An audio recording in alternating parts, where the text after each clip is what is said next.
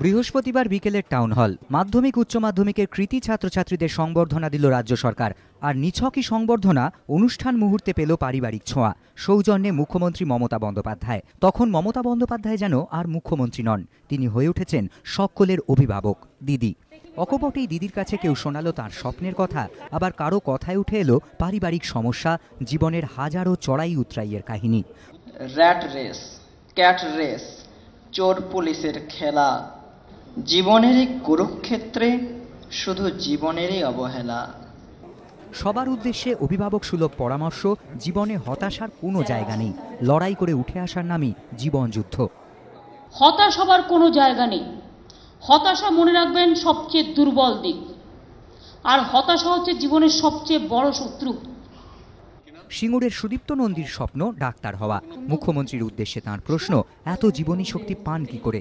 তোমাকে দেখছি মাইলের পর মাইল তুমি হেঁটে যাচ্ছ, তোমার মধ্যে এই যে একটা উদ্দীপনা, একটা উৎসাহ, সবসময় তুমি এত স্পিডে যাওয়া আসা করছো, তো মানুষের জন্য এত কিছু করছো, তুমি কিভাবে নিজের মনটাকে প্রিপেয়ার করো, এই ব্যাপারটাকে ওদিকে শেয়ার করো, আমাদের জীবনে কাজে রাখো।